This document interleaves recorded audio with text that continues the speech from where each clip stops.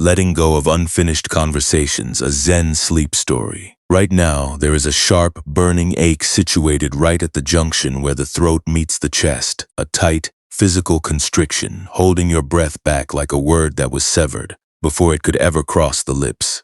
It is the distinct somatic knot of an unuttered plea for reconciliation, the heavy, exhausting grief of a permanently broken tie where closure has been rendered completely impossible by time, distance, or a wall of absolute silence. You are experiencing the deep, visceral sting of a relationship that ended in friction, holding an unfinished apology that has nowhere to land, leaving your inner system constantly pulling against a frayed line that leads straight into a vast, empty abyss. Your throat feels hot and guarded tonight, exhausted from the silent effort of trying to build a bridge back to a shore that has already vanished into the fog.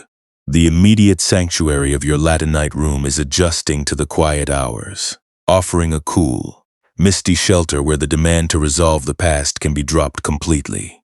Outside, the dark lakeside air carries the bitter, clean smell of old hemp brine and the faint aroma of wet pine tar drifting from a nearby dock path inside. The subtle, rhythmic creak of a simple wooden shutter, swaying in the low breeze, creates a steady, unhurried focal point for the senses, while the thick, indigottied wool mattress beneath your frame absorbs the direct heat of your shoulders. The cool, coarse weave of the hemp sheets, pressing against your sides, begins to match the stillness of the floorboards, gently inviting the tight, overworked muscles surrounding your throat to cease their frantic internal bracing. If it feels right, take a slow breath, letting your chest wall yield completely to the firm, supportive ground, allowing the unfinished arguments of your past interactions to remain unuttered in the shadows.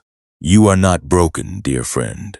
What you are feeling in this sharp, burning space behind your throat base is not failure, nor is it proof that your capacity for genuine harmony has been permanently ruined because you cannot find a way to make peace with the past. The profound grief you carry tonight is a natural baseline, a stark indication that your physical body is wisely refusing to mend a connection that exists only in memory. Tonight, we will not force the mind to be silent, and we will not demand that you immediately find the strength to forgive or the energy to let go of the tie that broke. You do not have to solve your whole life tonight, and you do not need to secure an external apology before you are permitted to let your chest stop burning. Right now, nothing is required of you now, and you are safe enough to soften. There is a startling, liberating paradox embedded within Buddhist wisdom that meets this specific interpersonal grief with an unexpected direct truth. We live under the persistent illusion that true emotional resolution is a shared transaction, believing that if we can only secure the perfect final conversation or the exact acknowledgement of our pain, we will finally find permission to rest. We treat our closure as something that must be granted by the very person who broke the line, hoping that their validation will buy us a permanent sanctuary of inner peace. But the profound insight of the Zen tradition reveals that suffering does not arise because the relationship ended. The agony takes root when our mind insists on holding both frayed halves of a broken tie across a vast abyss, desperately trying to maintain tension on a line that has already dropped into the water. This is the truth of the broken hemp stay. When a heavy rope line meant to stabilize a mast phrase at its center under a sudden crosswind, both halves swing helplessly in the gale without ever touching. The suffering is not the snap of the cord, but the frantic, bleeding grip that refuses to let the loose end fall. True reconciliation is not an external agreement, it is the natural, internal dissolution of the grip itself. Maybe you have felt this too, the sudden heavy weight at midnight when the realization lands that the person you need to speak with will never hear your voice again. The mind turns inward, transforming this unfinished dynamic into an intense personal indictment, whispering that because the tie remains broken, your character is fundamentally flawed, unresolved, and cut off from peace. This is the mechanism that adds a second wound to the original sorrow of your loss. The first pain is simply the raw, interpersonal reality of a changing world where human paths diverge, words are left unsaid, and connections break under the weight of misunderstanding. The second pain is the cruel judgment you strike against your own throat. declaring that you are permanently stranded simply because the line snapped. But the unpolished iron of a dock cleat does not apologize to the lake for the rope that slipped away, and the frayed hemp does not dictate the depth of the deep water beneath it. The burning you track through your chest junction is merely a temporary residue of old tension, completely unable to diminish the deep, untroubled awareness that is cradling your body tonight. In a few moments, our attention will journey toward a small, foggy lakeside boathouse during a late autumn freeze, where a young ferryman sat staring at a stiff, brin-encrusted hemp knot that could not be unpicked, feeling the exact same hot, restricted knot that is weighing down your throat right now. But before we enter that silent, misty landscape, allow your awareness to notice the physical weight of your upper torso. Let the deep spaces between your collarbones expand outward. Let the lungs settle down without any restriction, and let the back of your neck release its tight coordination. You do not need to force anything tonight, and you do not have to guarantee that your clarity will return before the morning arrives. The world will manage its own loose ends without your frantic bridge building for the next few hours. And every unread text, every missing apology, and every severed line can remain completely suspended in the dark. We spend so much of our life treating our relationships as ropes that must always remain perfectly taut, believing that if we allow a single connection to go slack, we will be left completely cast away in the storm.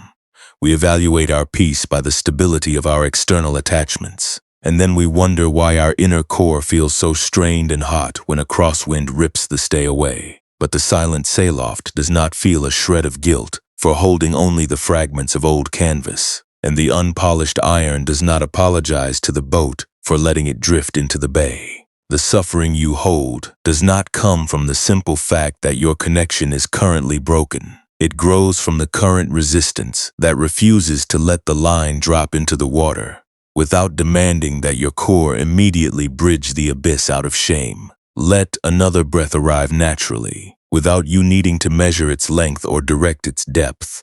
Let it fill the spaces behind your throat base, down through the sides of your neck, and deep into the very center of your back. You are nothing more than a living form resting in a quiet room, completely free from the metrics, conversations, and severed ties of the waking world. In the deep silence that is growing between us, the cool lakeside air is moving through the wet wood outside, requiring no final apologies, and demanding no perfect closure before it offers you its peace. Let your awareness sink into the simple, unrefined texture of the wool against your skin, as we prepare to step onto the damp planks of the autumn boathouse, where the master of the lake rigging is waiting to show us how to let the broken stay fall away. Deep within the gray, unmoving mist of a northern lake shore, where the water remained entirely without ripples because the autumn freeze was so close, a small cedar-planked boathouse stood low against the reeds. The interior of this wooden shelter always smelled faintly of wet pine tar, cold lake water, and the sharp, bitter aroma of old hemp brine that had dried into the cracks of the workbench. In this quiet, overcast setting lived Jiro, a young ferryman who spent his seasons rowing the small wooden skiffs between the isolated fishing docks. Jiro moved along the gravel paths with a narrow, protective posture, his chin pulled slightly toward his collarbones, carrying a persistent, burning ache situated right at the junction where his throat met his chest. For many months, Jiro had refused to look at the far eastern shore of the lake, his mind locked in a silent, looping torment over a bitter parting with his childhood companion that had occurred on the low docks during the last summer gale. During that sudden storm, harsh words had been flung across the widening gap between the boat and the pier, words that had severed their long connection in a matter of moments before any apology could be uttered. The companion had departed for the distant provinces the following morning, leaving behind a wall of absolute silence that no messenger could breach. Jiro had spent his subsequent autumn nights sitting upright on his straw mat, his breathing restricted by the hot knot at the base of his neck, paralyzed by the agonizing reality that he could never offer his unfinished apology or receive the closure he craved. He treated every daily crossing as a frantic attempt to run from his own guilt, pushing his oars against the heavy water until his palms were raw. Yet his thoughts remained perpetually chained to the ghost of that last argument, desperately trying to construct a bridge of memory back to a person who was no longer there to receive it.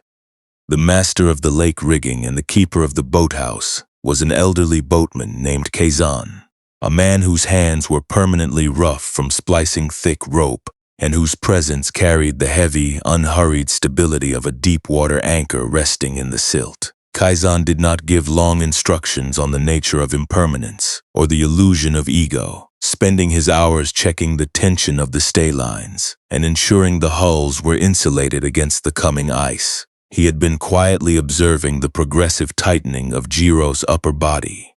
Recognizing the sharp, defensive way the young ferryman held his throat base whenever the wind shifted from the east, on an afternoon when the low fog had rolled so far across the water that it completely obscured the horizon, turning the lake into a single, seamless room of gray mist, Kazan called the young man to the back of the rigging bench. The atmosphere was perfectly still, save for the faint, hollow slap of a slack rope hitting a wooden mast outside the door. In the center of the dark pine table, resting under the dim light of an oil dish, lay a stiff, brine-crusted hemp knot, a section of heavy structural rope that had been wrenched so tightly under a past crosswind that its fibers had fused together into a solid, unyielding mass.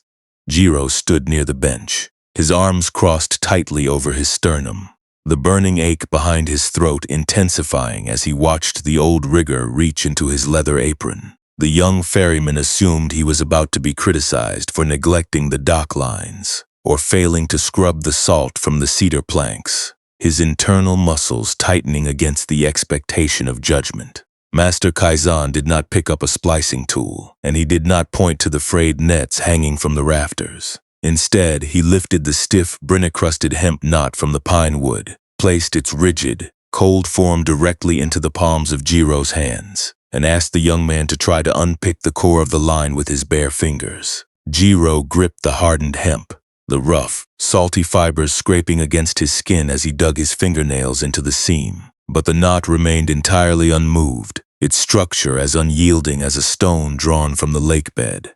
His breathing grew shallow and hot, the restriction at the base of his throat tightening into a sharp wave of visceral frustration, until his hands began to tremble with exhaustion.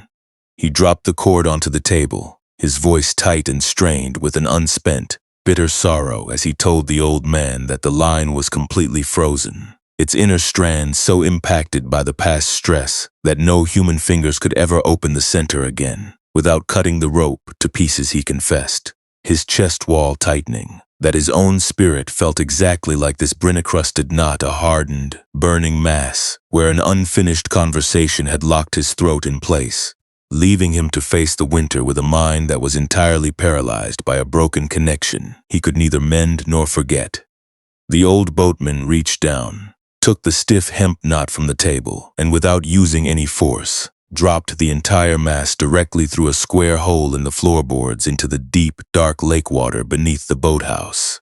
Kazan looked directly into Jiro's tired eyes, touched the rough edge of the workbench, and told him that the error of the rigger was not the sudden arrival of the crosswind that snapped the stay, but the delusion that the fingers must remain broken, trying to unpick a line that has already been rendered solid by the salt. The elder pointed out that when a structural stay frays beyond repair, the true work of the boatman is not to spend his years pulling against the hardened fragment, but to allow the loose end to drop completely into the silent depth, letting the water hold what the hands can no longer change. The suffocating weight Jiro carried did not come from the simple fact that his companion had vanished into the distance. It grew entirely from his own exhausting habit of keeping his muscles taut against a severed tie, refusing to let the line drop without believing that his internal capacity for peace had drifted away with the boat. Jiro remained completely motionless on the damp wooden planks, the bitter, clean smell of the old brine settling deep into his senses as his fingers slowly uncurled from their defensive guard around his chest. For the first time since the summer gale, the rigid, hot constriction surrounding his throat base began to lose its edge, allowing a deep, unhurried breath to expand the outer lines of his ribs. He looked down through the floorboards at the dark, silent water where the knot had vanished, realizing that the closure he had been trying to force from the eastern shore was an illusion. The line was already gone, and the only thing keeping the tension alive was his own bleeding grip on the hemp. Slowly, the heavy, unhurried stillness of that foggy boathouse moves into the quiet space of your own dark room tonight, letting the image of the dropped rope mirror the exact condition of your own overworked heart. You have been lying awake, replaying the words that were left unsaid, measuring the depth of the hot void inside your throat, and letting the permanent silence of a severed relationship convince you that your spirit is permanently broken. You have believed that because you cannot secure an external apology, your actual capacity to find harmony has been destroyed. But the deep, unmeasured reservoir of your true nature remains completely intact, entirely indifferent to the lines that have snapped in the storm. Let the frayed ends fall into the water, allowing your awareness to settle into the wide, peaceful depth of this single hour. This reflection on the brine-crusted hemp knot and the silent, misty boathouse is not telling us to stop feeling the profound sorrow of a severed relationship, nor is it asking us to become cold, unyielding iron cleats that remain completely unbothered when an essential human tie snaps in the middle of a sudden storm. It is not an invitation to build a state of forced detachment, where we pretend that losing a lifelong companion or carrying a heavy, unuttered apology does not leave a genuine, deep ache inside our physical core. Instead, it is revealing an internal movement that is much quieter, a gentle shift in perspective that allows us to witness the parting of our ways, without allowing that empty horizon to define our absolute capacity to live. The persistent, hot constriction that rests directly at the junction, where your throat meets your chest tonight, does not persist simply because the external relationship broke down. The deepest suffering takes root when the mind insists on holding that severed line as the permanent, final measure of your internal value.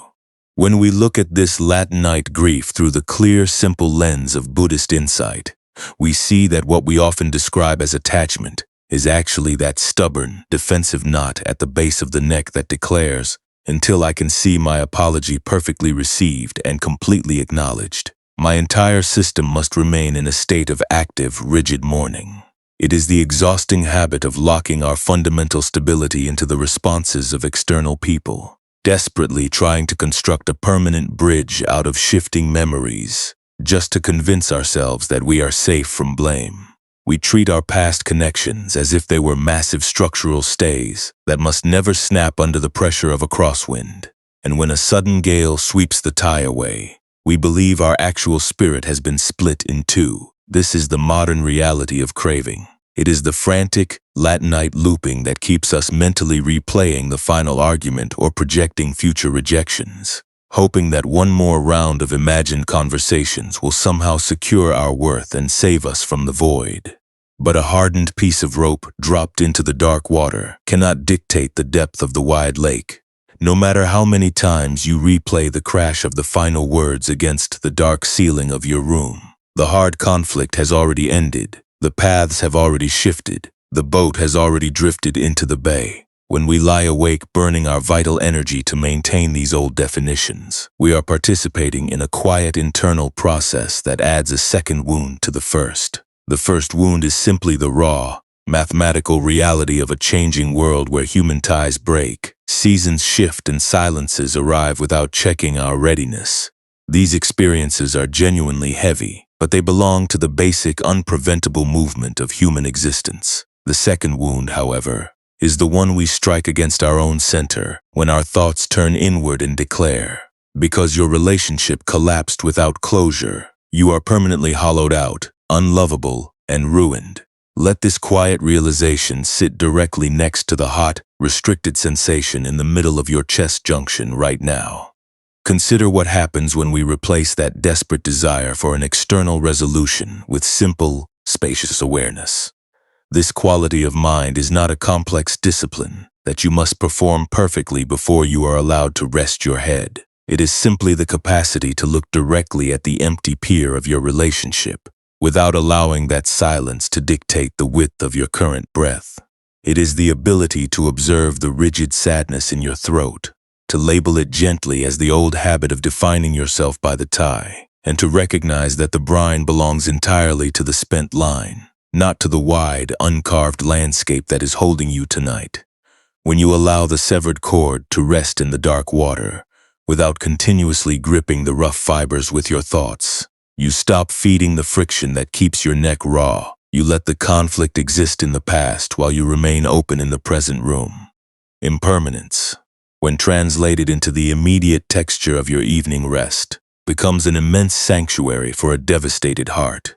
It acts as a gentle reminder that the monumental bond you lost was not a solid, eternal block trapped inside your identity. That grand connection was a temporary arrangement of form that belonged to a specific season.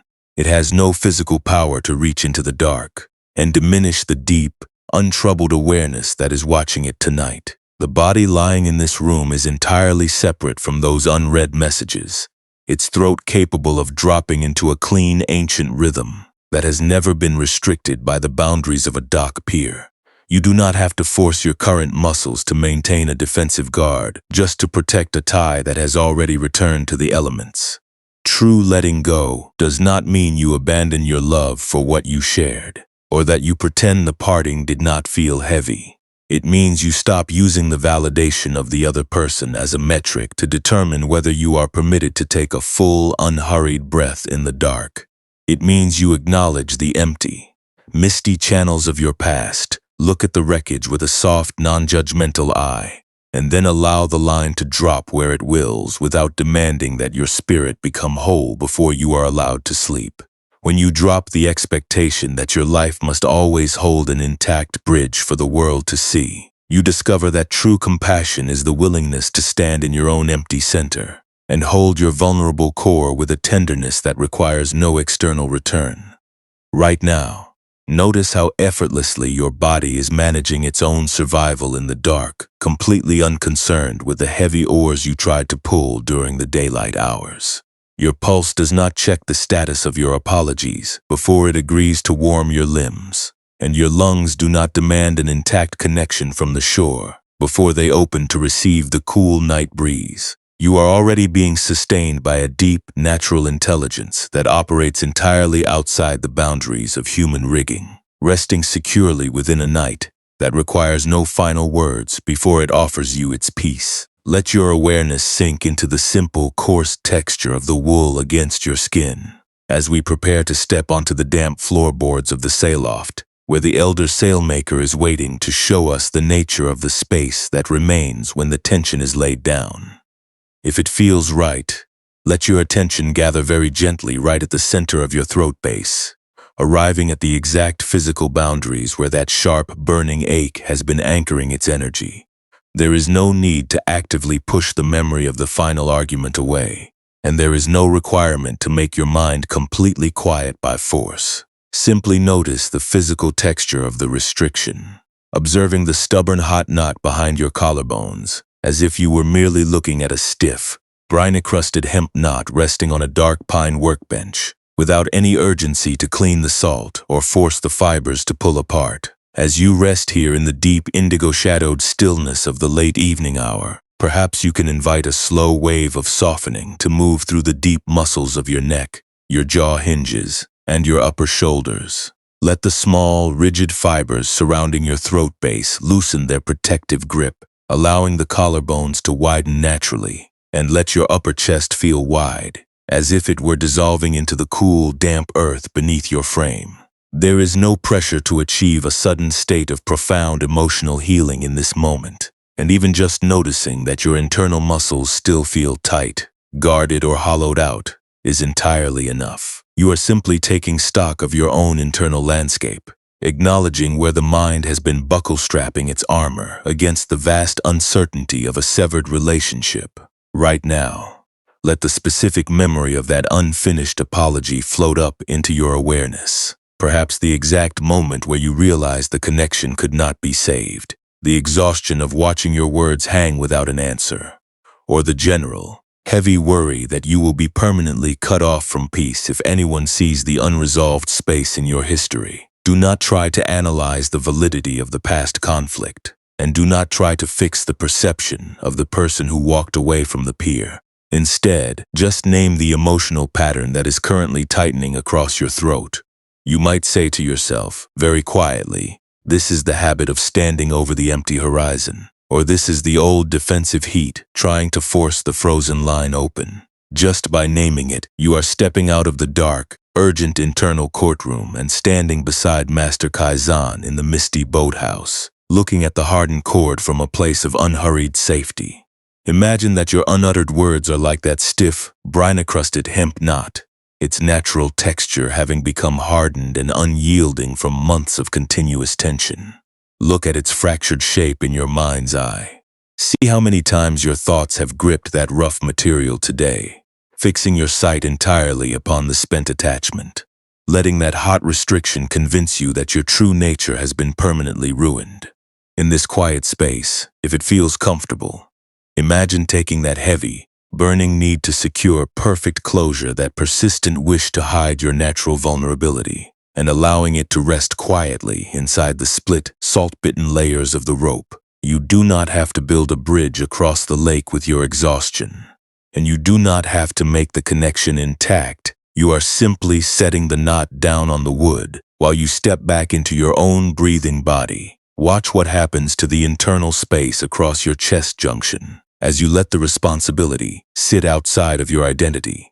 Perhaps the image of the hardened line begins to change its texture under the steady, cool sweep of the night air. The faint, clean scent of wet pine tar rises from the lower docks, filling the room with a stable, grounded quality that has nothing to do with the forced conversation. The lake does not collapse, and the floorboards remain completely solid beneath your weight, holding their space with absolute security. The brine on the workbench does not diminish the capacity of the cedar to remain steady. It is simply a layer of salt in the room, entirely separate from the deep, unmeasured water that is holding you tonight. If your thoughts begin to drift back toward the eastern shore, the expectations of the departed companion, or the arguments you wish you could rewrite to prove your absolute worth, you can return to the simple, rhythmic expansion of your lower lungs whenever you are ready.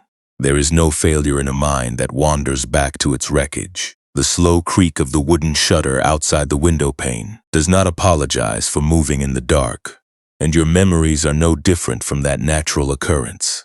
They are simply configurations resting in your vast, open hall of awareness, and they cannot permanently break your true self unless you choose to believe that you are the frozen hemp stay. Nothing needs to be forced tonight, dear friend. You are not required to empty your heart of its grief through an act of sheer will, and you do not have to guarantee that your path will feel clear before the morning light arrives.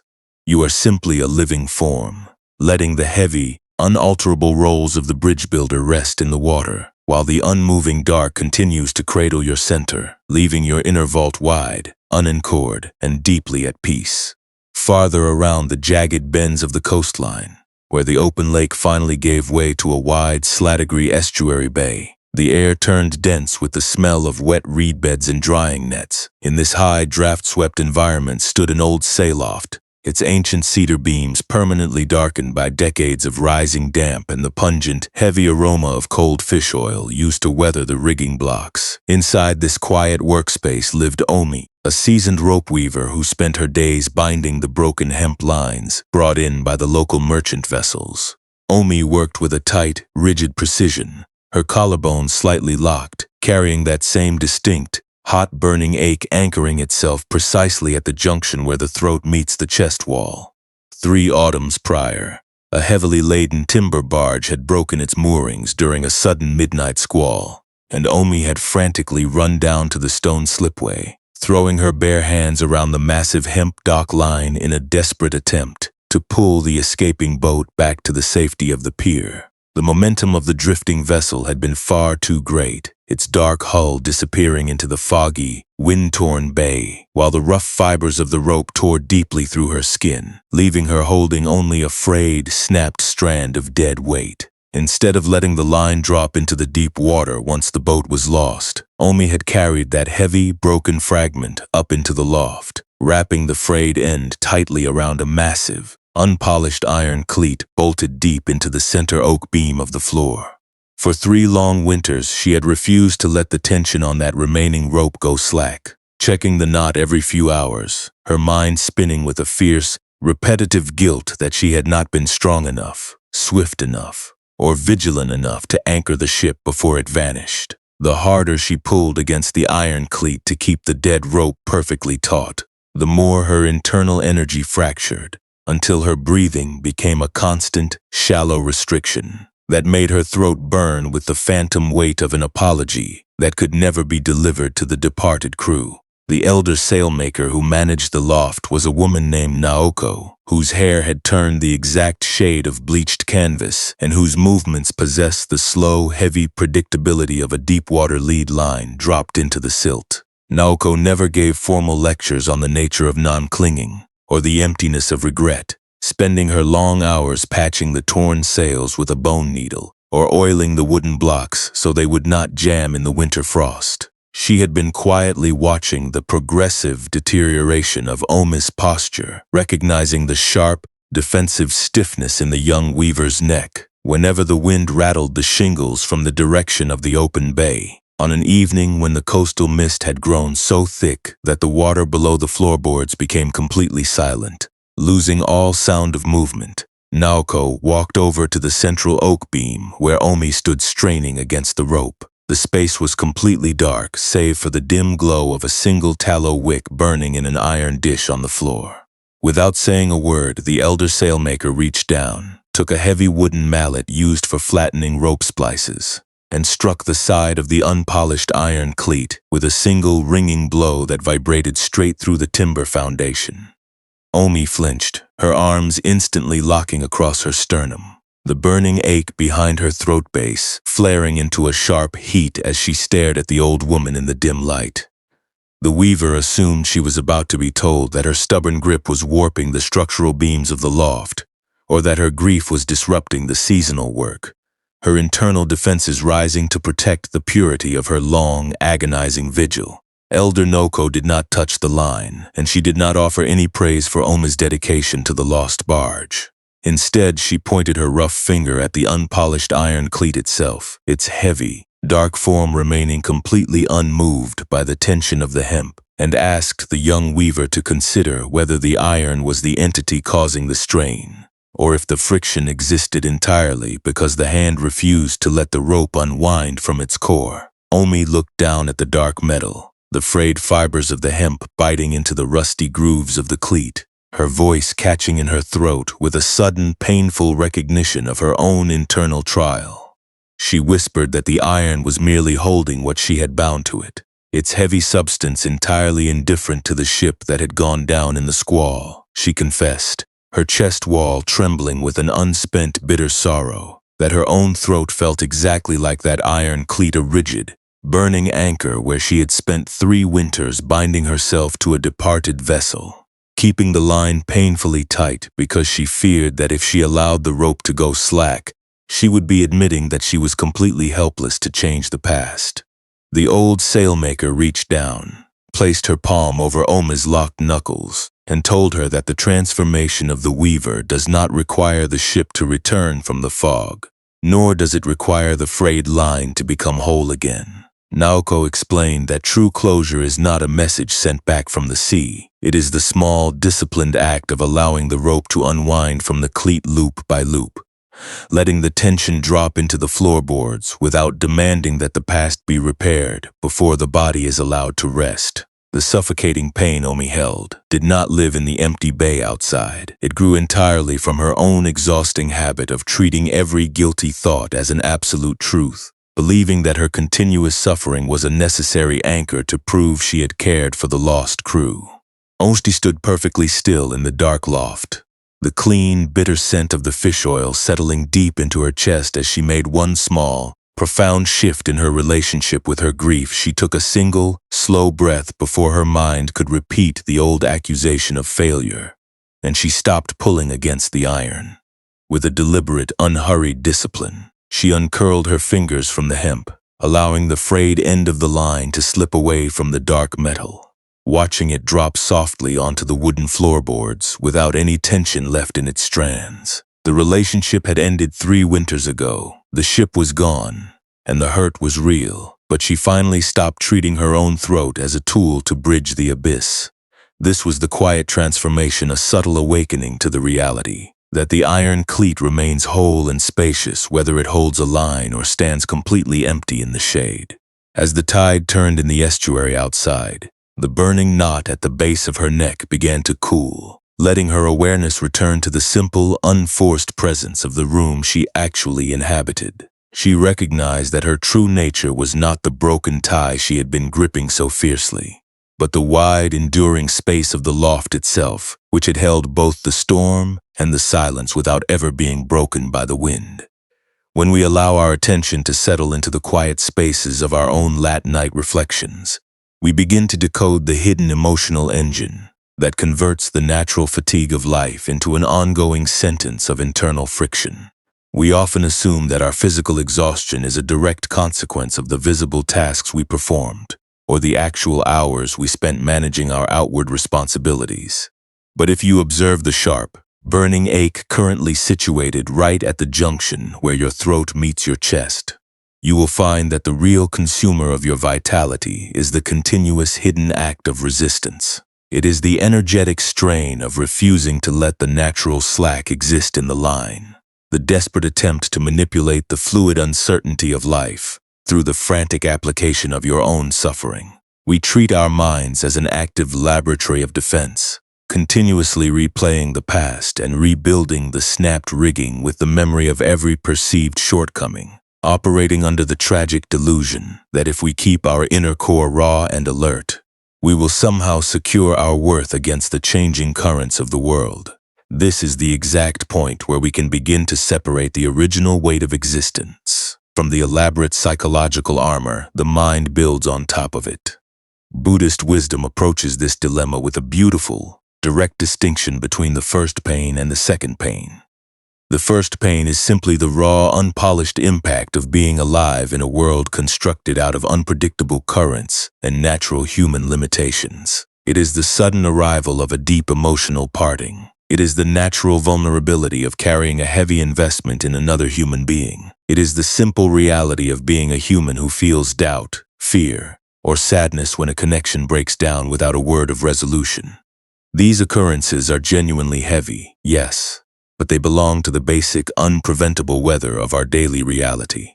We cannot control the arrival of the first pain, for the sudden midnight squall does not ask the permission of the rope weaver before it sends the timber barge drifting out into the foggy expanse of the bay. The true torment begins when our thoughts take that first pain and knead it into a permanent moral identity, actively constructing the second pain out of our own resistance.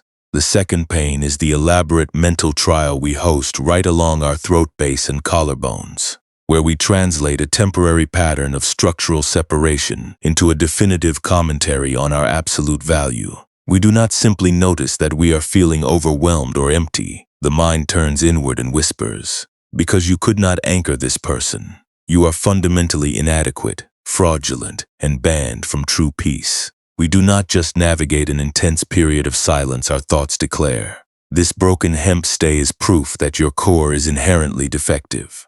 This is the mechanism of turning a temporary torn line into a solid identity. The unfortunate habit of mistaking a natural, empty dock cleat for an absolute pocket of rot that must be covered up with frantic labor. When we exist within this pattern of self-judgment, our awareness spends its late-night hours rehearsing the future and replaying the past, frantically attempting to build a wall of hypervigilance against the terrifying landscape of human vulnerability. We stay awake repeating every word we spoke during the final argument, because we believe that our burning regret is a form of protection, that if we keep the inner dialogue sharp and critical, we will somehow force ourselves to be perfectly unshakable tomorrow. We develop an insatiable need for internal approval, trying to fix the self through a subtle application of shame, using our self-punishment as a temporary payment to satisfy the internal prosecutor we carry in our skin. But trying to heal your exhausted spirit through the accumulation of mental friction is like trying to preserve an unpolished iron cleat by wrapping it tighter in a frayed, tension-loaded cord. The rust remains trapped in the center, waiting to restrict your natural breathing the moment the light fades. True inner transformation does not manifest because you have finally forced every single flaw to disappear from your character through sheer willpower. It begins with the radical, quiet realization that peace is not the absence of difficulty. It is an entirely different relationship with the difficulty itself. It is the willingness to stand in the damp sayloft without immediately picking up the wooden mallet to strike your own neck. When you allow the reality of the empty pier to exist without transforming it into an absolute verdict on your soul, you are stopping the second pain before it can plant its roots in your body. You are choosing to sit quietly among the cedar beams in the dark, letting the slack be slack and letting the inner room be vast, without needing to apologize to the universe for the lack of symmetry running through your foundation. As you let the frame support the heavy framework of your chest right now, notice how the desperate urge to appear perfectly resolved begins to lose its grip when it is met with simple, non-judgmental presence. You do not have to settle the record of your entire interpersonal standing before the night ends, and you do not need to guarantee that your connection will be fully restored by tomorrow morning. The path toward inner freedom does not ask you to become a magically perfect statue who never experiences the sting of doubt or loss. It simply requires the very small, very steady discipline of noticing the hot knot along your throat base, naming it as the old defensive pretense, and refusing to give its declarations the authority of truth. You are the vast, open workspace that holds both the raw oak beams and the quiet iron. You are not the frayed line that is currently dropping away in the dark. In a moment, this gentle insight will move even closer to the small, ordinary triggers of your modern life, showing us how to carry this soft hand into the waking world without guilt. But for now, let your attention sink down into the quiet, unmoving center of your chest junction. Let your lower collarbones expand outward on their own natural rhythm, taking up all the space they require in the indigo shadows, completely free from the narrow metrics of outward performance.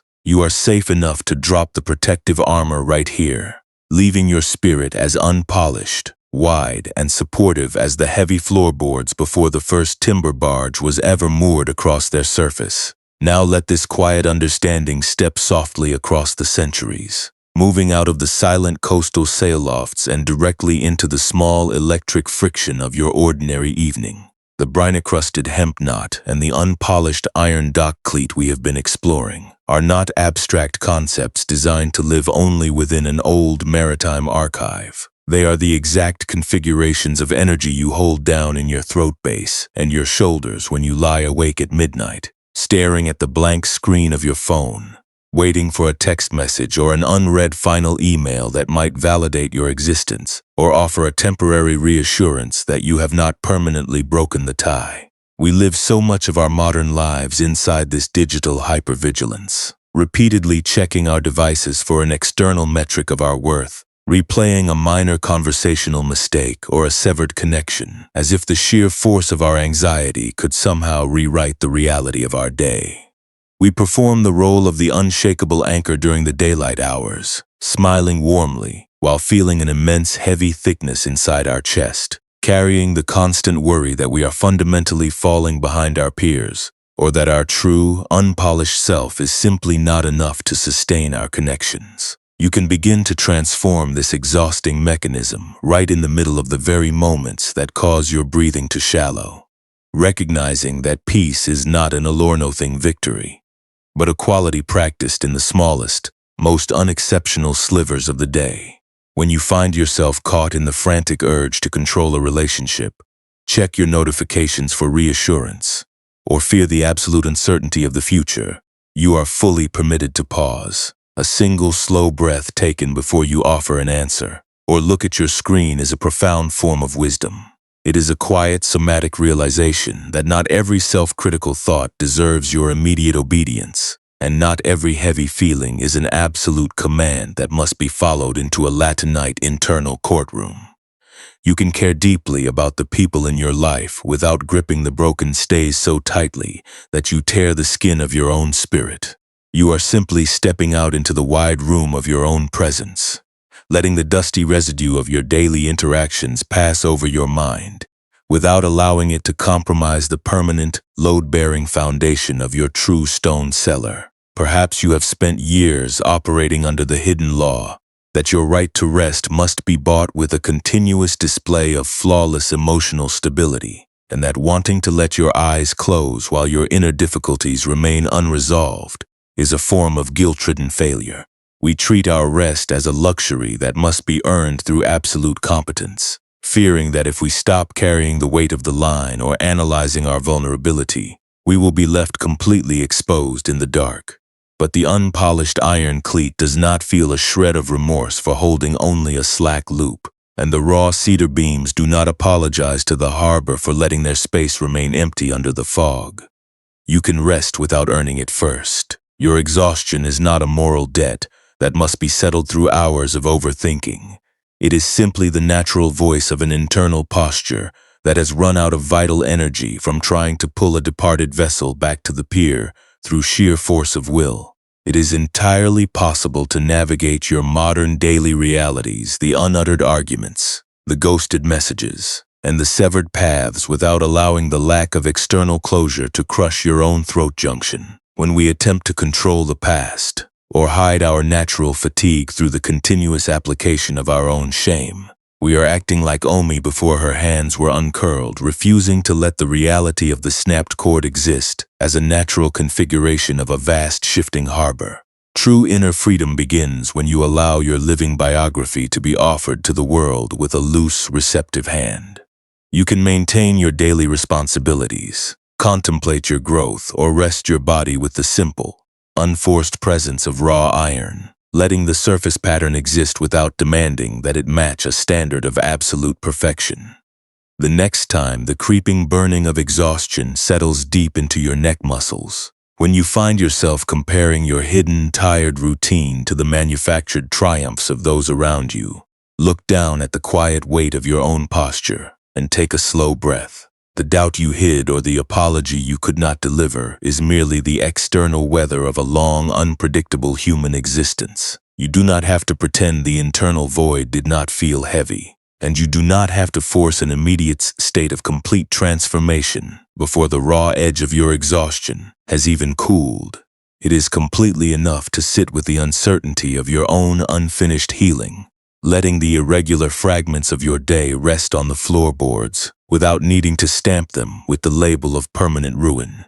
In a few moments, the remaining definitions and standards of the daylight hours will dissolve entirely into the dark, leaving nothing but the vast protective space of this midnight room.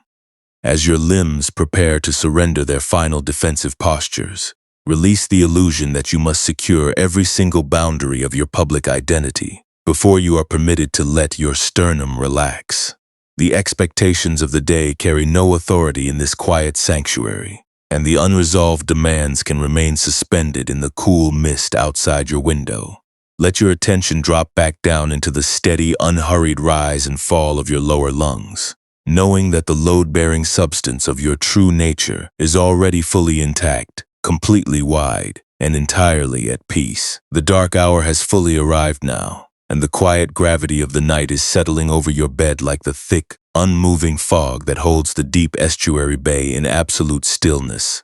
Every single effort you made today, every tireless bridge you tried to build beneath your collarbones, and every anxious reach for reassurance has dropped its momentum, dissolving into the silence of this indigo-shadowed room. The heavy, unalterable expectations of the distant shore are no longer pulling at your throat base. They have slid away, falling through the floorboards into the damp earth, leaving your internal vault completely empty, spacious, and calm.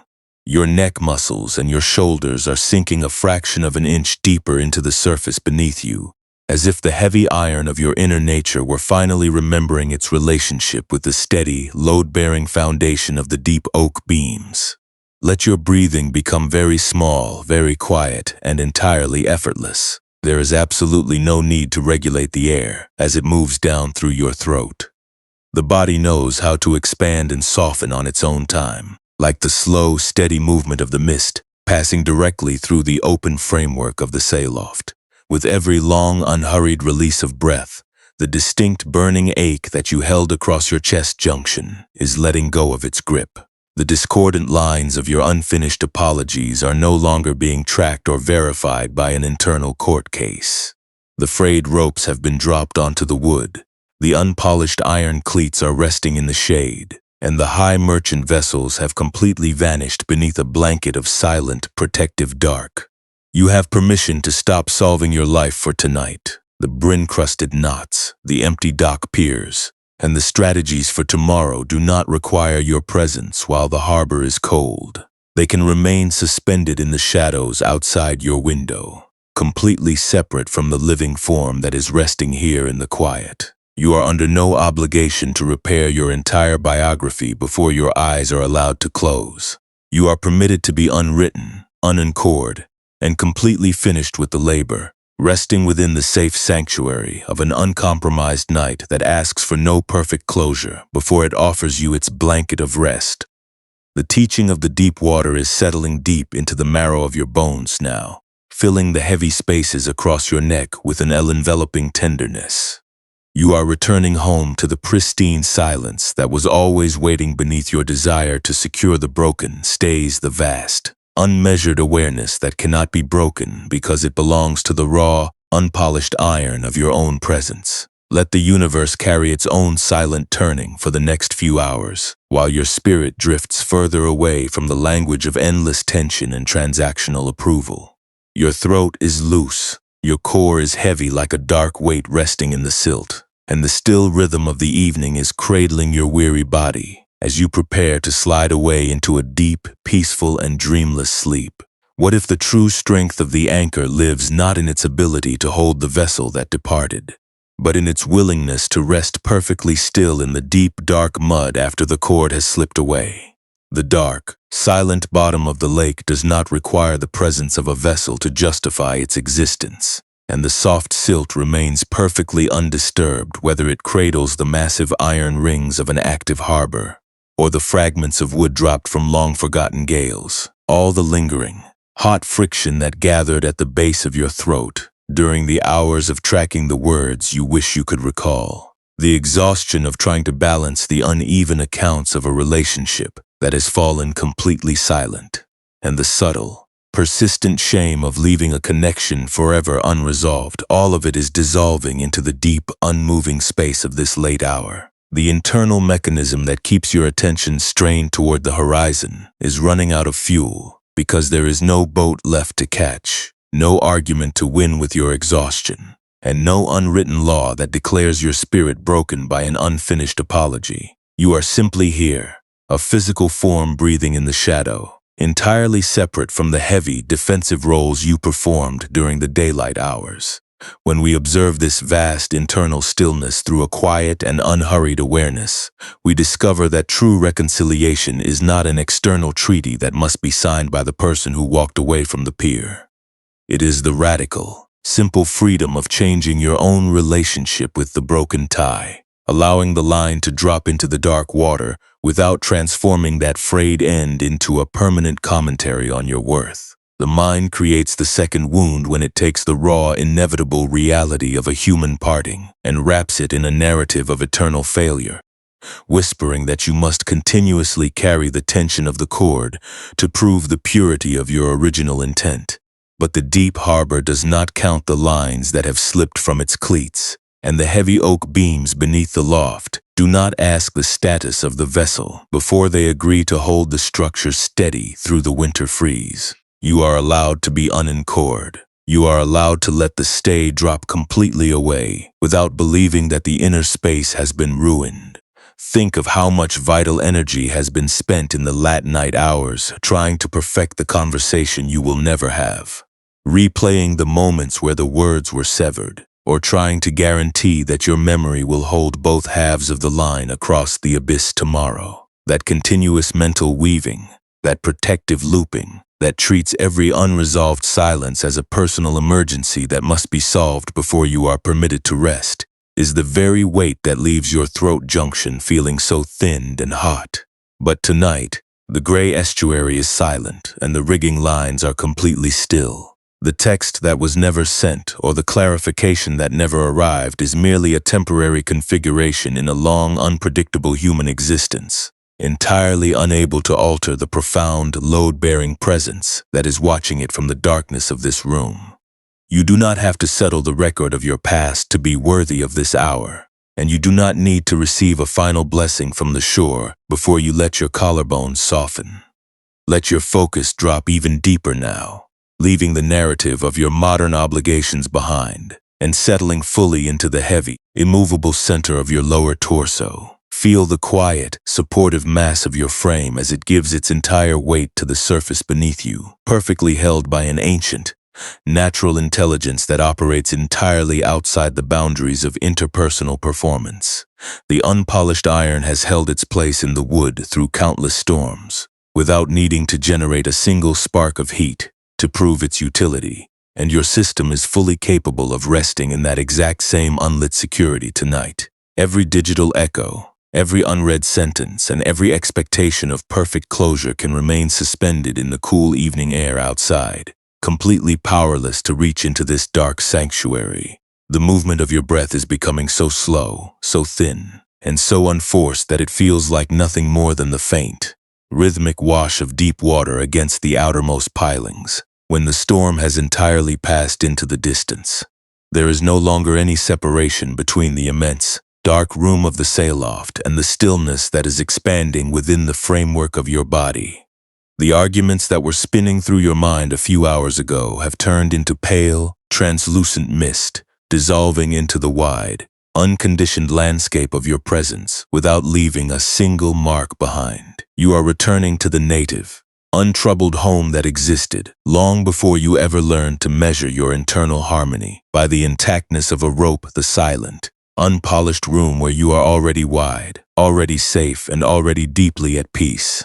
Let the final definitions and roles of the day fall away into the floorboards, leaving your spirit as unmapped, cool, and silent as the heavy iron sitting in the deep mud. There are no expectations to satisfy, no tension levels to maintain, and no versions of your history to defend in this beautiful, protective dark. The world will manage its own loose ends without your illumination for the next few hours, and the morning will bring its own sky when the light is ready. But right now, in this single pocket of pure presence, nothing is required of your throat but the simple willingness to let the cord fall away and rest. Let your mind dissolve completely into the heavy, rhythmic peace of your body, allowing your weary soul to slide effortlessly into a deep, peaceful, and dreamless sleep. The slate-colored waters of the estuary bay do not ask the traveler to account for the paths they chose to abandon. Nor does the rising tide demand that every shattered pier be reconstructed before the current is permitted to smooth the sand.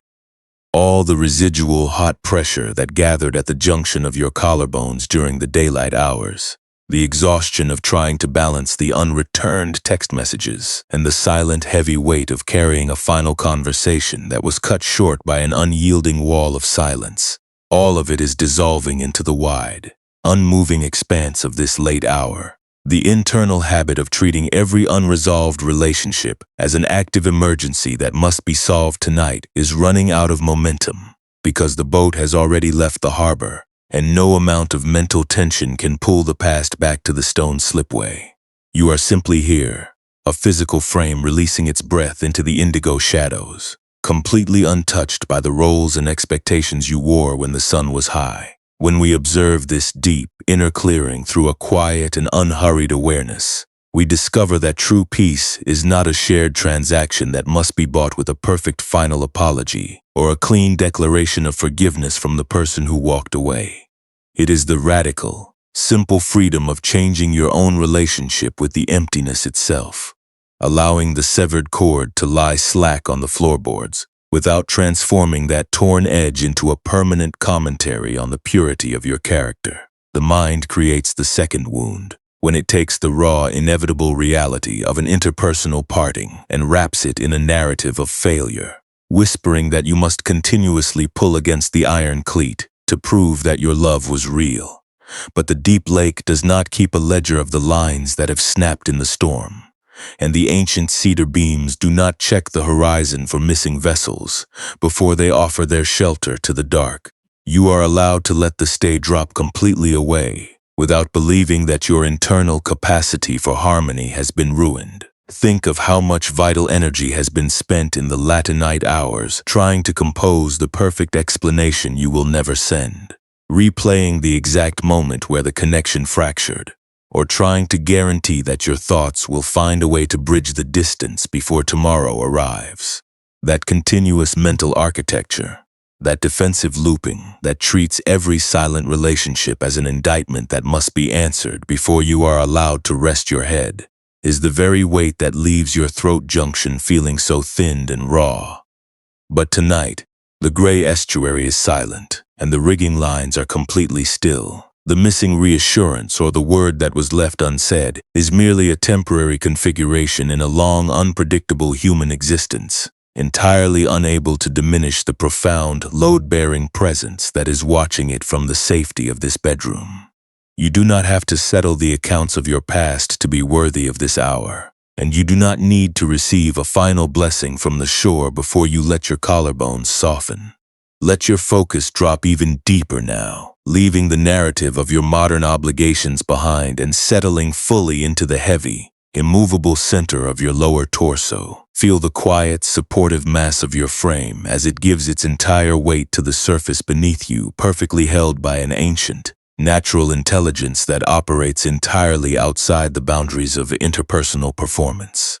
The unpolished iron has held its place in the wood through countless storms, without needing to generate a single spark of heat to prove its utility, and your system is fully capable of resting in that exact same unlit security tonight. Every digital echo, every unread sentence, and every expectation of perfect closure can remain suspended in the cool evening air outside, completely powerless to reach into this dark sanctuary. The movement of your breath is becoming so slow, so thin, and so unforced that it feels like nothing more than the faint, rhythmic wash of deep water against the outermost pilings. When the storm has entirely passed into the distance, there is no longer any separation between the immense, dark room of the sayloft and the stillness that is expanding within the framework of your body.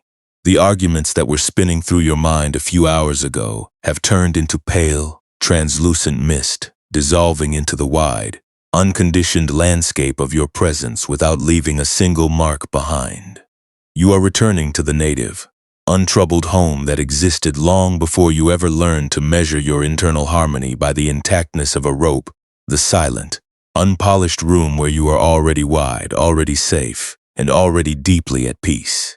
Let the final definitions and roles of the day fall away into the floorboards, leaving your spirit as unmapped, cool, and silent as the heavy iron sitting in the deep mud. There are no expectations to satisfy, no tension levels to maintain, and no versions of your history to defend in this beautiful, protective dark. The world will manage its own loose ends without your illumination for the next few hours, and the morning will bring its own sky when the light is ready. But right now, in this single pocket of pure presence, nothing is required of your throat but the simple willingness to let the cord fall away and rest. Let your mind dissolve completely into the heavy, rhythmic peace of your body, allowing your weary soul to slide effortlessly into a deep, peaceful, and dreamless sleep.